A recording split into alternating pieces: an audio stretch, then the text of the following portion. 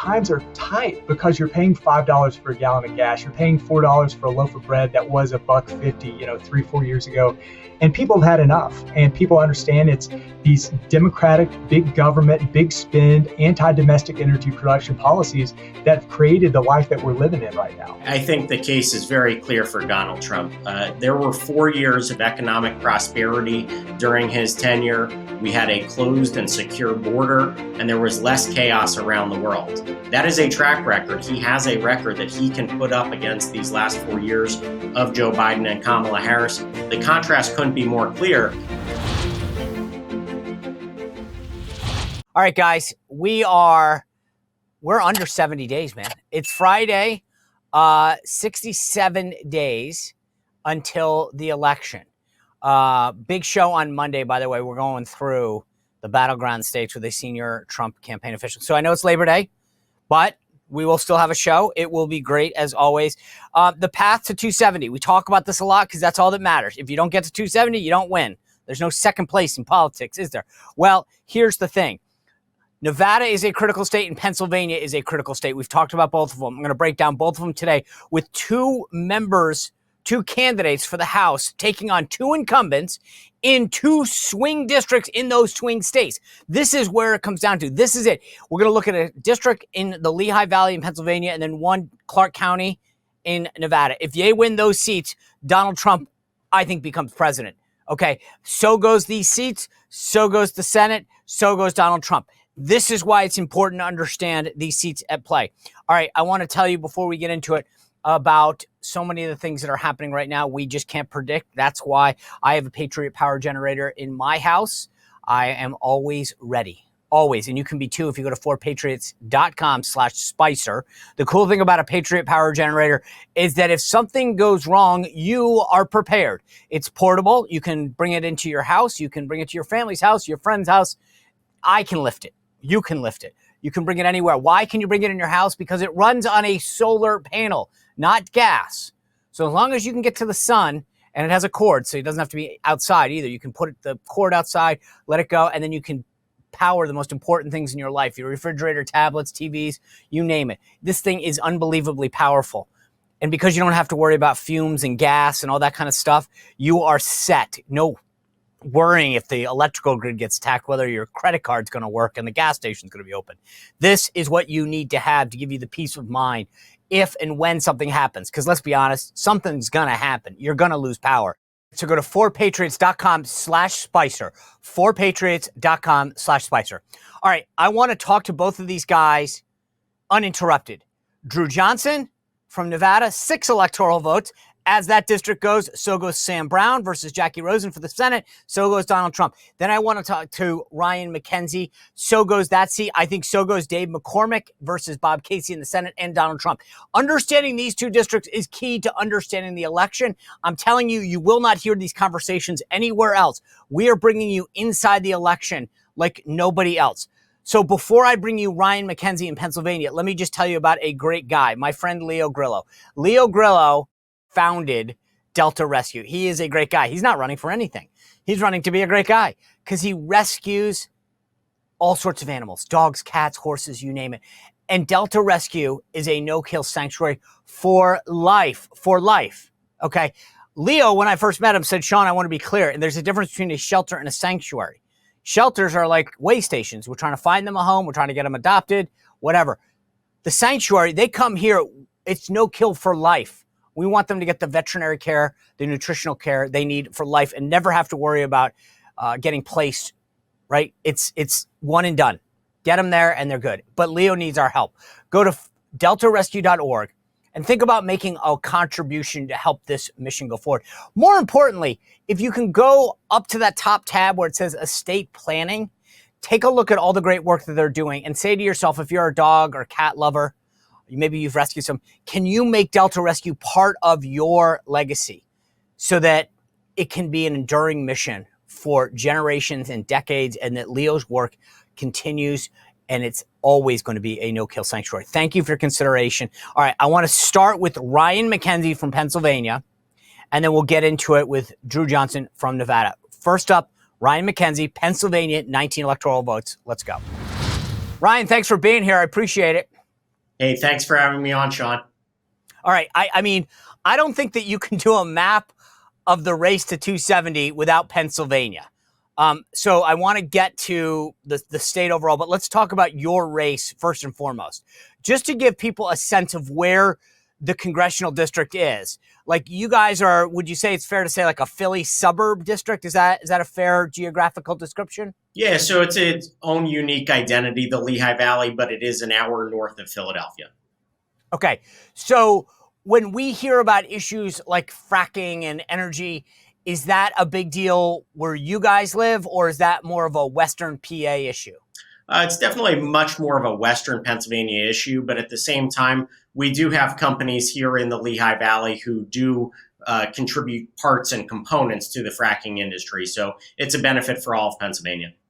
All right. So what would be, like, say, the top 3 issues in the Lehigh Valley that voters talk to you about? Yeah, no doubt. Far and away, the number one issue is inflation and cost of living. People are really struggling under the high prices that have been brought on by all of the inflationary spending coming out of Washington, D.C. from Joe Biden and my opponent, Susan Wild. Far and away, number one issue, not even a contest. The second most important issue that people are talking about is illegal immigration. We see the negative consequences of all of their decisions. The drugs, the crime, everything coming into our state is a direct result of their decisions. And, the other issues are crime, quality of life, all of those things that play into the day-to-day decisions and lives of working families, seniors, everybody right here in our community. All right. So for people who are trying to understand the Lehigh Valley in Pennsylvania, when you talk about those issues, the economy and immigration in particular, when you talk to voters, and I get you're running for Congress, you want people to vote for you, not Susan Wild, the member of Congress there. But when you talk about those issues in particular, the economy, inflation, immigration, who do voters blame and why? Yeah, so look, I think everything on the economy is very polarized nowadays. So you have your bases on both sides feeling like their team is making the better decisions. But those people that are undecided or in the middle, those swing voters, they are feeling the pinch and they know that it's the people that are in charge right now. So they do place the blame on Joe Biden and Susan Wild. They're looking for change. They're looking for a new direction. And so as a state representative, I offer that track record to those voters, somebody who has passed balanced budgets here in the state, somebody who's been fiscally responsible, and somebody who actually wants to go to Washington, make a difference, and be pragmatic in those decisions. And so we're getting a great response everywhere we go. And again, these are the types of issues that affect everybody, regardless of your race, your socioeconomic class, your gender, doesn't matter. Everybody is feeling the bite of those high prices. And they know that it's the people in power and the people that are in Washington now who have made those decisions that are impacting them negatively. All right. I want to pick up on something that you said, and I don't know, and I'm not trying to be cute about this, but it's just interesting because in a perfect world, I think this is what Kamala Harris wants. When asked who to blame, you said Joe Biden and Susan Wild. Susan Wild, obviously the incumbent member of Congress. Was it a slip of the tongue that you didn't said Kamala Harris? Because I think that's what she wants. She wants people, Kamala Harris wants to blame Joe Biden and be like, I don't know who, it's his fault, not mine. I'm only the VP. Is that what voters are they blaming Biden, giving Kamala Harris a pass? Or are we, because to me, this issue of how do we tie her to Biden, who's her partner, is critical. So when you talk to Pennsylvania voters, are they associating Kamala Harris and Joe Biden, or are they just saying, hey, Joe Biden's the president, it's his fault? Yeah, so I think, you have to separate two things, in my opinion. I mean, one, on the policy front, we know that she's been a partner with Joe Biden and a supporter of every single one of these issues. At the same time, she was largely irrelevant. She played such a minor role in this administration. She liked to take credit for everything, but she actually never got anything done or accomplished. So it's kind of that catch situation there with her of such irrelevance, but at the same time, a cheerleader for all of those Joe Biden policies. Now, politically, you're correct. She is trying to be the change agent. She is trying to say, well, I'm the one who's going to do something different. But at every step of the way that she goes down this campaign path, she's saying that she's going to basically do the exact same thing as Joe Biden and that you need to elect her because now she's going to do something different. Yet she hasn't presented actually any new ideas that would help people. Every new idea that she has presented would only make things worse. So it's really an odd situation we have. I mean, we all know it is something unique here where we have a new candidate parachuting in with no votes, no primary at the last minute. And, I think that's what the Democrats wanted. They wanted a blank slate. And that's what they're trying to do here. They're trying to craft an image for her, even though she's been there with Joe Biden for Bidenomics every step of the way. Yeah, by not having to go through a primary, Kamala Harris didn't have to account for any of her crazy statements when she ran and was pushed out the first time in 2019. And to your point, she's been able to be a blank slate. Tell me who you want me to be, who the audience is, and I'll tell you, and I'll be that person. But let's just play this out for a second. Fracking, obviously, as you said, plays bigger in Western PA.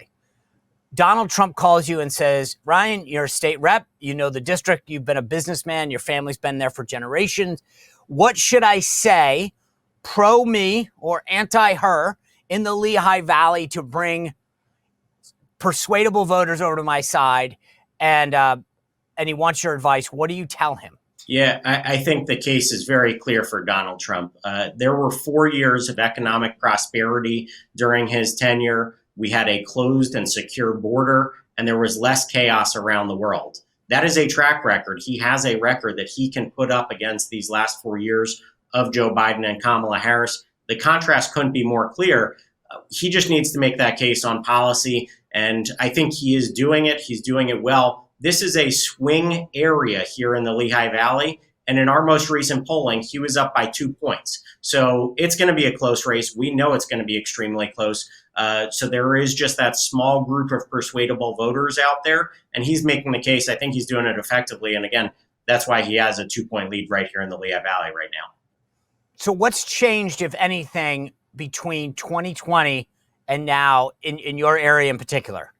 Yeah, so, I mean, 2 things. One is I think the media in 2020 had a lot of people convinced that Donald Trump was in some way a terrible president and bad on all of these different issues. Some people, who tune in only every 4 years, I think bought that messaging from the media, unfortunately. But now, with their own eyes, they have seen how great things were during his presidency and how disastrous they are during Joe Biden's presidency. So it's that classic case of, you don't want me to believe my lying eyes. I think people right here in the Lehigh Valley have understood now that the media was working against them, the American people, Donald Trump, and they see that the things were better under Donald Trump's presidency. And they're saying, you know what, we actually like that path that we were on. And so we're willing to go back to that.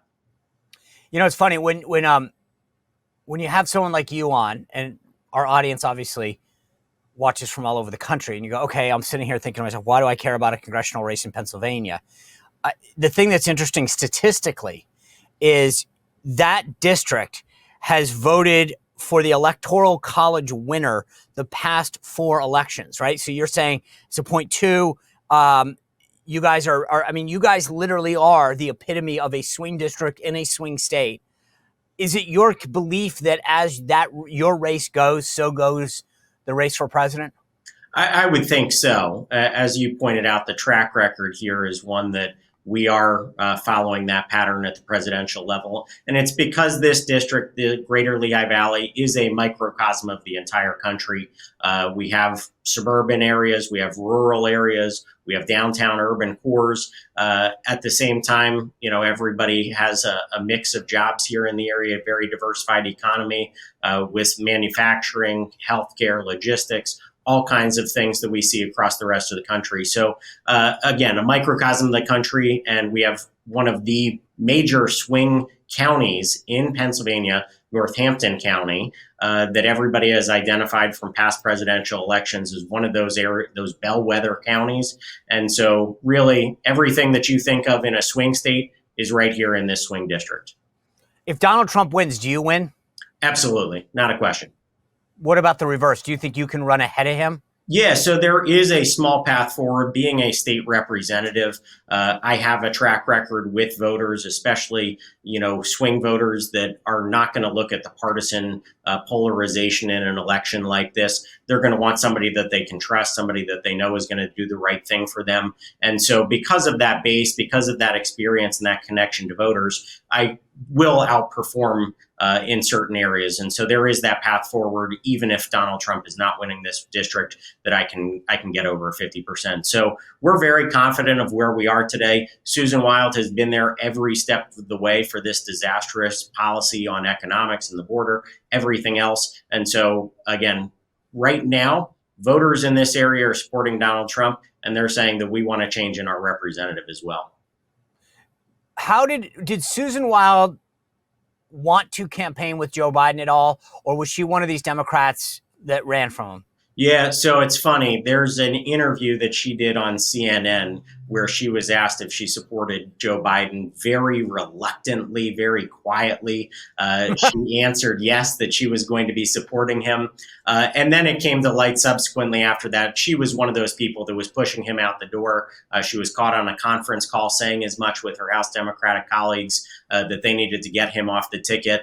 And so she was pushing him out the back door. So not surprising from somebody like Susan Wild that she would say one thing, do another. That's what she does on policy all the time, and that's what she was doing here with her politics as well. And is she now like a big Kamala supporter? She has not actually stepped out, I would assume. I mean, they have the same disastrous policy positions. Susan Wild is far left on every single thing, but she is ducking and hiding here as well. When she was asked if she was going to the DNC convention just days before the convention, she couldn't even answer and tell the media, the local media, what her policy or what her plans were for that convention. So all of a sudden, though, she was caught on camera at the DNC. So she's trying to have it both ways on everything. That's what she does all the time, though. So it's basically a dead even district, right? You're a state rep. So, I mean, you've got a lot of name ID. You're well known. Your family's been established in that district as a job creator. What is the key then for someone like you to just put it over the top and win this race? Yeah. So look, I think, again, our path is very clear. We have to create that clear contrast and alternative to Susan Wild. She has very high negatives. People are not happy with her, not only on policy, but also constituent services, which we know is a big part of a job as an elected representative. And so people are not happy. At the same time, we need to be the credible alternative to her. Because you can't beat somebody with nobody, right? We all know that. And so making sure that people across the district, not just in my state house seat, know that I stand for fiscal responsibility, a closed and secure border, reining in the forever wars and wasteful spending that we've seen over the years on those foreign entanglements. That is what people are looking for. I have that track record as a state representative on a lot of those issues and actually getting things done in a bipartisan fashion. So I talk about how I wrote the law to expand E-Verify here in Pennsylvania. That resonates with everybody who is interested in the issue of illegal immigration. On fiscal conservative issues, I passed legislation that would actually close corporate tax loopholes and then take that revenue from that and give it to expanding and eliminating the inheritance tax for family-owned small businesses. So actually giving real relief to small businesses and families here in our district. Those are the types of things I've done for years, and that's what we need more of at the federal level as well. You know, for those who aren't necessarily familiar, E-Verify is this program that you basically run a potential employee through the system to prove that they're a citizen, right? That's correct. Why, in Pennsylvania, when you dealt with this, was there any opposition from the business community? So there was a little bit of hesitancy. Ultimately, we did get all of our Republican colleagues on board. The business community was concerned about, was it more regulation? Was it going to be onerous? But that system has been in place now for a long time. And so what we saw in the construction industry, particularly for this legislation, was that both union and non-union stakeholders were getting undercut by illegal immigrants who were coming in, taking American jobs, underbidding for those jobs, and then taking the American jobs, also suppressing American wages. And so there was some crossover support for that kind of expansion. Now, the far left, the open borders crowd, they were hair on fire opposed to this legislation. And so ultimately, we had to craft veto-proof supermajorities in the House and Senate to actually get it past our governor, former governor, Tom Wolf, who said openly that he was going to veto that legislation if it got to his desk. Thankfully, we had those majorities, and so we were able to get it done against his wishes there. I didn't mean to get off on this, but like, what's the strongest argument that the left has? Is it just that, a lot of people don't have ID? What do they say when you try to propose E-Verify? Why is the left and your Democratic colleagues opposed to something like this? At least publicly. Publicly, one of the main unions, the SEIU, was opposed to the service union. That's correct. They were very strongly opposed to it, even though it only applied to the construction industry. They were concerned that it was going to be a slippery slope and that it would expand to the service industry next. And they openly said, we have a lot of illegal immigrants in our union, and we would not be able to comply with this. So they admit it. I mean, it was funny. Wait. That's they literally, they don't have any problem admitting it. Hey, right? We hire, as long as they pay dues, we don't care if they're illegal. That's correct. So very candid about that and their opposition. And so, that was, again, the far left. That was a winning argument for some of those far left progressives in the House. There's days in which I wish we could let everybody see some of these arguments, because it's like they say it. And I don't know why some of these arguments are so simple, and the left just tells us flat out, yeah, we're cheating, we do this, we have illegals, whatever it is, and I don't know. I want to ask you a couple more quick things about where this race is. The issue of election integrity in the state of Pennsylvania, for a lot of people on the outside, after what we saw last time, we're concerned about some of the ways that Pennsylvania tweaked and changed everything. Do you feel more confident in how this election will go in the Commonwealth of Pennsylvania than, say, how it was run in 2020? So to some extent, yes. And because of some of the changes that we were able to get past. So one thing is that during the 2020 election, we saw ballots coming in and being counted up to 3 days after the election.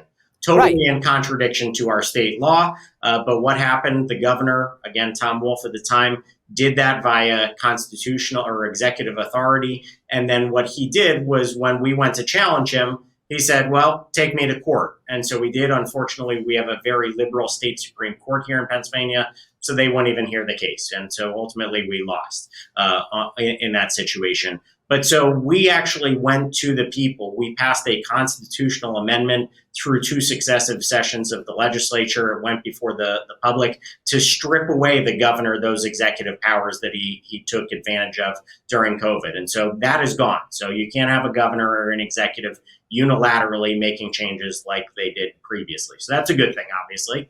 The second thing is that we were able to get legislation passed that banned Zuckerbucks and that outside money that came pouring into our election system. It was being run through the county election offices, but where did all of those grants go to turn up voter turnout? Only to the blue counties here in Pennsylvania.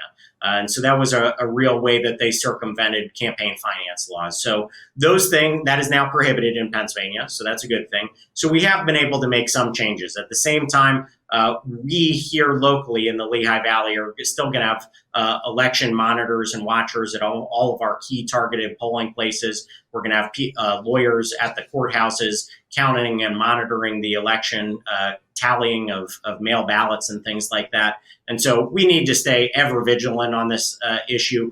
And anybody that tells you that this type of cheating doesn't happen simply doesn't know what goes on here in Pennsylvania. We have seen these cases, documented, proven cases where election fraud has been shown to happen primarily in Philadelphia. And so it's been through absentee ballots in a well-known case where a state Senate race flipped on fraud in the absentee ballots. And then more recently, we saw a judge of elections in Philadelphia who was actually, when people were coming in throughout the day, signing into the poll books, at the end of the day, people that hadn't shown up, he was fraudulently signing them in and then actually going on the machine and voting himself at the end of the day, running up big tallies for people.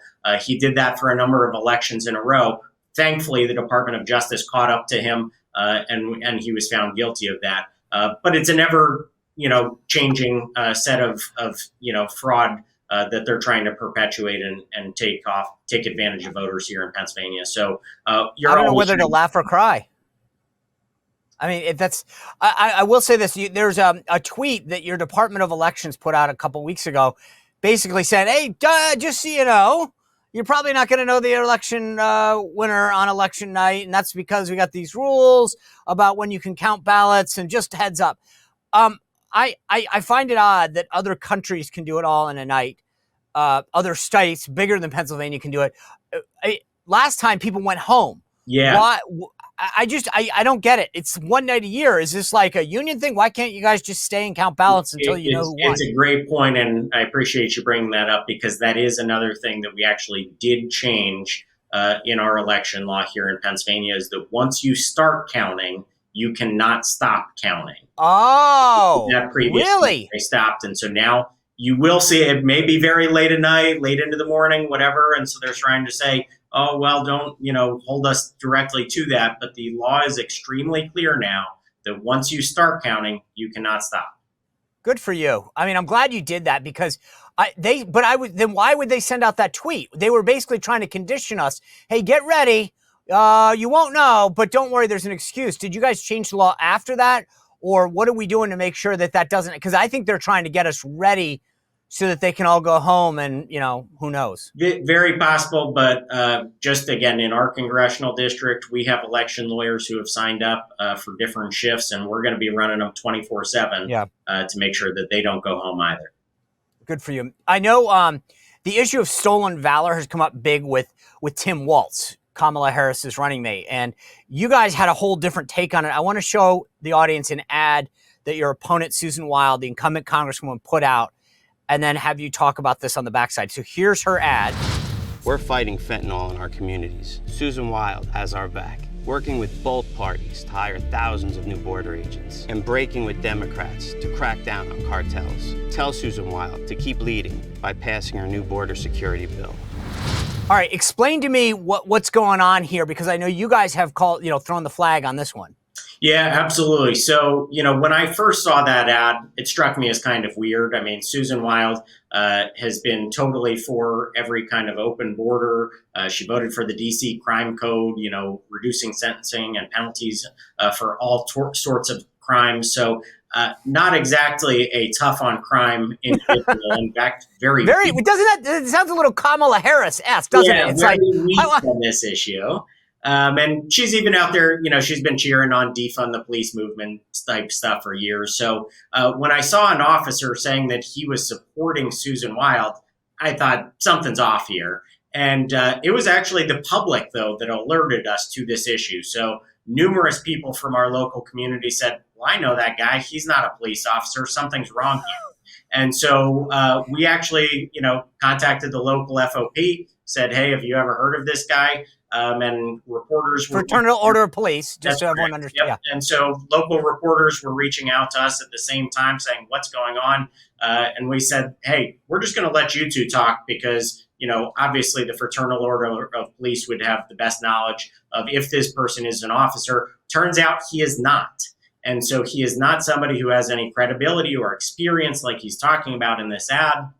And just, really offensive that somebody would go out there and make statements like that and then try to use that for partisan political gain and say, this is why I support Susan Wild. Totally fake. And, I think now that it's been uncovered, again, you hear this total silence from Susan Wild. She doesn't want to answer to that. So she hasn't responded at all? Has not responded at all. Press has reached out for comment. What about the dude? Did you figure out who he was? I mean, did anyone go up to him and say, hey, you're impersonating a cop? Was he an actor or something? So I don't know the person. I've never met him, so I can't speak to it. But the FOP said that he is not a law enforcement individual, shouldn't be holding himself out there. And the president of the FOP in the article actually said, hey, maybe this is something that our district attorney wants to look into, because obviously impersonating a police officer would be a crime. But there's a difference, right? I mean, we all know actors you have actors do things all the time, but this is someone who's trying to make it seem like I'm endorsing or supporting Susan Wild, there's clearly an impression that this is a law enforcement official, right? That is correct. He is presented and represented on screen as officer so-and-so. It nowhere says this person is an actor or a paid individual or something like that. No disclaimer like that would give them an out. And so, again, it was really the FOP that threw the flag on this and said this is really offensive. They consider it stolen valor, and I understand where they're coming from and why they would say that. Wow. And so this is something that she needs to answer for. She's not. So far, she is staying silent on, but that's kind of her MO. So not much that we would expect from her. Ryan, where can people go to support you and your campaign? Yeah, we'd love to have them check out our website, mackenzieforcongress.com, mackenzieforcongress.com. They can learn more about me, our race, and if they're interested in helping out in any way with a donation or coming here to volunteer, we'd love to have their support. All right. Well, this is one to keep an eye on election night. If we want to keep the House, and I think to the description earlier, if we want to know if President Trump's going to return to the White House, Ryan Mackenzie's race in the Lehigh Valley District is going to be critical to knowing how the country goes. Ryan, best of luck to you on the campaign trail. We'll stay in touch. Thank you, Sean. Appreciate it. You bet. All right, great conversation with Ryan. Now I want to bring you Drew Johnson, Nevada's 3rd district, also running against Susie. Why he's going to win, why Donald Trump's going to win. Let's go. Hey, Drew, welcome to the show. Thanks for being with us. Sean, thanks for having me. So look, the way I look at this, and I want you to tell me if I'm off base or not, you are basically the swing seat in a key swing state. Is that a fair assessment of your congressional race? That's absolutely right. So in Nevada, this is the best pickup opportunity that Republicans have to flip a House seat. And it goes further than that. If I'm able to carry this House seat, Sam Brown will almost certainly beat Jackie Rosen in that very crucial Senate race. And it means that Donald Trump should be able to win Nevada, which obviously plays a big role in the Electoral College. So it's a very, very important seat. So on election night, if I look at your race and I see you winning, then that means that Sam Brown should win that Senate seat against Jackie Rosen, and it means that Donald Trump should carry Nevada. Is that right? That's exactly right. And one of the really good things that we have going for us is that we're polling way ahead with Latinos in the district. You can imagine here in Southern Nevada, in the Las Vegas area, Hispanics are a big part of our voter base, and also doing very well with Asian voters. And Asians are actually about 15% of this district. We've got a huge Filipino community, great Chinese community, and we've been able to really make some great inroads there into some communities that Democrats typically win, but we've been able to reach out to them and really promote, cheaper prices, a more affordable America, the American dream, and they're really understanding that Republicans can provide those things a lot better than Democrats right now. So I remember when John Porter used to be the member. I think I was still on Capitol Hill then. But this is definitely, it's switched hands a bunch of times. It's gone back and forth. Joe Heck was a Republican. Dina Titus, they're Democrat.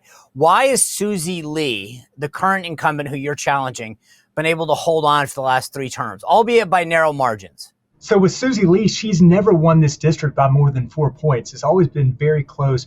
And she's become more and more scandal plagued. One of the issues that she has is that no member of Congress has violated the Stock Act. No member of Congress has made more money from the insider trading using the knowledge that you have as a member of Congress than Susie Lee, who started out as a multi-millionaire.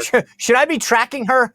Should I be following her trades? Absolutely. If you want to make some money, follow Susie Lee. The problem is with the Stock Act violations, she's not giving you the information quickly enough to be able to make money off of it. So she's figured it out. But and the other thing, quite frankly, is that when she was first elected, I'll give her credit. She was in the district a lot. If you called her with an issue with your VA issues, with your Social Security check was late, your kid wanted a tour of the Capitol, her team or she would get back to you. And the last 2 or 3 years, it just has not been like that. She hasn't got back to the district very often. She's sort of abandoned us. And quite frankly, I mean, she's a person who's got 14 houses and is worth $20 million. And she just doesn't seem to care about the working people of this district. And so while she's out living this great life and going to her 14 houses and taking the money that she got from the insider trading. Why do you, when does she own like 14 rental properties? Does she own 14 like homes that she visited? It's a mix. And that's one thing that's really interesting is she's one of these Democrats who is very against corporations owning rental homes and making it possible for more people to buy, houses, affordable houses, and making sure that corporations don't jack up the prices of especially entry-level houses. And she owns like 10 of them. And so she's she's just a fraud when it comes to a lot of these issues. But first and foremost is protecting people's ability to buy homes who are, lower income or just starting in their careers. I mean, she's just a fraud. All right, so I do this map to 270, I don't know, every few weeks. And every time that I want to put Nevada in the Trump column, somebody really wise says, hold off. It's like Lucy in the football. We always feel really good. Then the culinary workers and all the unions come out on election day and all of that vanishes. Why is this year different if it is? It is, and I'll tell you there are a few reasons why. Number one is when you look at the polling, Donald Trump has been able to hold his lead very steadily in Nevada, much more than the other swing states. And so when you look at the 6 or 7 swing states, he's always up in Nevada. And the reason for that, Sean, is because he's been able to reach out to those culinary workers by things like no tax on tips, which, all the Democrats have jumped onto and pretended like they came up with it. And obviously people understand that this was Trump's idea. It's a passion of his. It's something that I will work with him to make sure that we pass. And the other thing is right now in Nevada, prices have increased more than most other states, and it's housing, it's gas, it's groceries, and people who are, culinary workers, people who make a nice living working on the strip, whether they're dealers or waiters, waitresses, cleaning rooms, whatever. They make a good living, but times are tight because you're paying $5 for a gallon of gas. You're paying $4 for a loaf of bread that was $1.50, 3-4 years ago.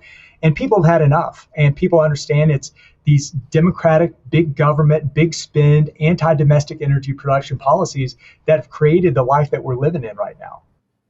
Is your ability, let me ask you this, is the ability to beat Susie Lee resource driven, at least partially, meaning do you have the funds and the resources you need to beat her? And how much has that played into the inability of her or of others to do that in the past 3 cycles? Some of it is that. I mean, look, no Republican is ever going to outspend in a district like mine an incumbent Democrat. It's very, very difficult. But we've been able to raise the money that we can do what we need to do. I mean, we're going to be on TV. We're going to be able to mail and do all the digital ads and all the things that you have to do in a modern election. But one thing that is crucial is that we, in our primary, which was a 7-person primary, it was a $5-6 million primary, we won that primary fairly easily. And it wasn't because we outspent everybody. It was because we knocked 24,000 doors. And I'm so proud to have the ground game that we have. We've been able to make great inroads with so many different communities. The nonpartisan voters are about 36%. They're actually the largest of Republican, Democrat, nonpartisan.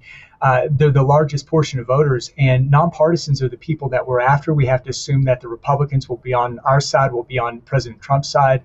And the Democrats, it'll be hard to win a lot of them. But we understand that the nonpartisans are where it's at, and that's our focus. And as long as we keep being effective with explaining our vision, which is to improve America, make America affordable again. And I truly believe our best days are yet to come, but they won't be if we keep reelecting people like Susie Lee and putting people like Kamala Harris in the White House.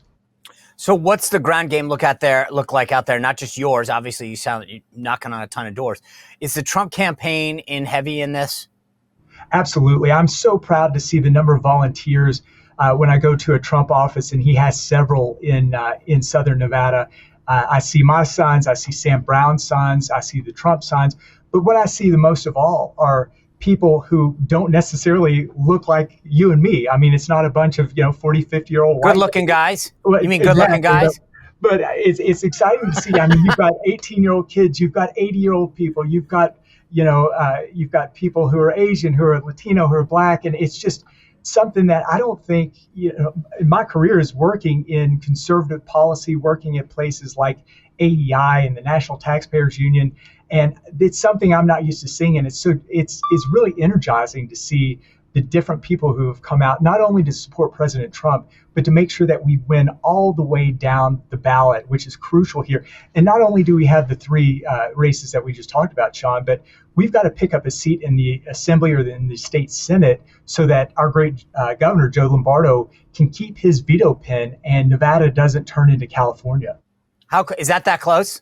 It's that close. So right now, if things are the way they are, then the Democrats will pick up a seat in the Senate, and he will lose his veto pen. And he has something. Wait, will it lose a majority or the veto pen? Like I don't know. Is that the Republicans will be out of will be in a super minority situation? So. Oh my gosh. Yeah, because of. Oh no. So this is. Oh, that's the opposite end of what I was thinking. Yeah, that's really bad. Bad news, my friend. So because of gerrymandering, even though the Democrats only have about a 1-point registration lead in the state, they control so many state assembly, state house seats, and so many state Senate seats that we've got to pick up a state assembly seat basically to make sure that he has his veto pen and that he can veto some of the crazy socialist ideas, the men and women's sports, the giving homeless people the right to sleep on people's yards, all the sort of crazy tax increases that we're being threatened with right now.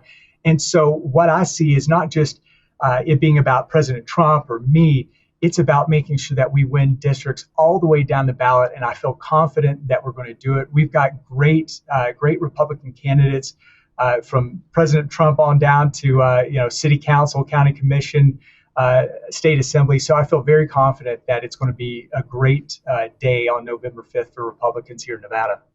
Yeah, I got to say, I love your attitude, right? It's very unselfish. Most campaigns and candidates are like, it's all about me and winning. I think you have the right attitude, which is it's a team sport. We need to keep protect the local stuff and go all the way up to President Trump. I love your background, and because you've been fighting government waste for a while, I feel like it's a lost art of the Republican/conservative movement as we've watched debt and deficits pile up. Just from a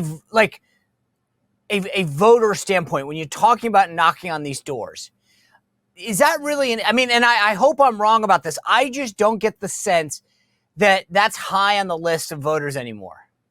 It matters to voters when you put into perspective the fact that the reason why we're in this inflation crisis, the reason why we're paying so much for mortgage, so much for interest right now is because of government's runaway spending. We're printing money we don't have to pay for crap we don't need. And my job working for the National Taxpayers Union, writing for Citizens Against Government Waste, I used to go do the Golden Hammer column for Washington Times. That's a real passion of mine. And the reason is because people's tax dollars should be respected. People work their butts off to make the money that government then takes. And every dollar that government takes should be spent responsibly. And so when you talk about the fact that the reason it's more expensive to buy something right now, the reason why housing is almost unaffordable is because your member of Congress brought home the bacon and they said, isn't it great that we now have a Little League field named after me? The flip side of that is to get to that point, you send a bunch of money to DC, it's basically laundered, and the bureaucracy takes 20, 30% off the top before it's sent back to have that Little League filled. And so one thing I want to make sure to do is to make sure that tax dollars are protected, and I fought my whole career to do that. But do voters, when you knock on their door, where does that rank, right? I imagine that immigration is a big issue. I think for a lot of these culinary workers, it's the tax issue and the economy, inflation, as you mentioned. Where does that rank? Spending, the cost of living is the number one thing. I mean, people, it's hard to make ends meet. The prices that people are paying for rent and mortgage right now are just completely skyrocketing here in Southern Nevada. And if you're having to take out, credit card debt to pay groceries, if you're making choices about, do we pay the electric bill or the water bill? And those are the sorts of decisions I remember my mom making when I was a kid. And we were doing things like finding quarters in the sofa to make sure that she had money to drive to work the next day. I understand what that's like, and I understand why the price of living is the number one issue. The other issue that you mentioned that I hear second most, though, Sean, is absolutely the border. We've got to close the border. We've got more than 20% of the people from this district who are first or second generation legal immigrants. And so, you and I, everybody's concerned about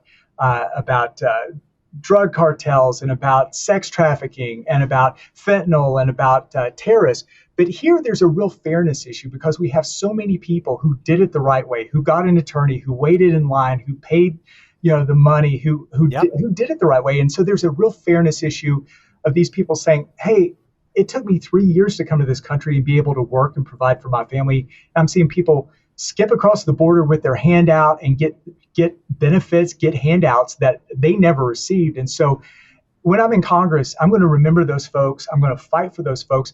I'm going to secure the border, work with President Trump to make sure his border wall is built. But also we have to look at immigration more holistically and accept that one of the reasons why we're having this crisis right now is because of the Biden-Harris administration and people like Susie Lee. It takes 5 or 6 years for somebody who we want to come into America to come in legally. And they get to that point where they're, I don't want to wait 5 years. I'm going to just, hop across the river and get to work. And we've got to make things a little easier for those good people who want to do it the right way. Yeah. It's interesting that you say that. Let me just real quick, when you, like, for so many people, immigration evokes different things. You've got people who, think it's a crime or terrorism issue, the fentanyl issue. It sounds like just in 10 or seconds or so. Is it the fairness issue, though, with a lot of these people who are like, I did it? In my district, where so many people are legal immigrants, it's just a fairness issue. There are concerns about crime and things like that. But we've got to make things fair when it comes to immigration. Right. Drew, where can people find you if they want to support the team? Absolutely. DrewForNevada.com. And social media is all Drew for Nevada. All right. Thanks for joining us. Best of luck in the final things. And make sure that, like you said, that whole team wins. We need to keep the governor with his veto pen. We need to make sure that Sam Brown gets in there in the Senate. And we need to make sure Donald Trump takes those 6 electoral votes. All right, guys, thanks for being with us. I hope you have a great weekend coming up. Monday, a big play on this race to 270. And then later next week, a huge week of guests. Make sure you're subscribing. Hit that notification button on all those platforms: YouTube, Rumble, iHeart, Apple Podcasts, Spotify, wherever you get your podcasts. We'll see you back here on Monday. Have a great weekend. Well, if you enjoyed this content, make sure to like this video, subscribe, and click the notification bell to get more.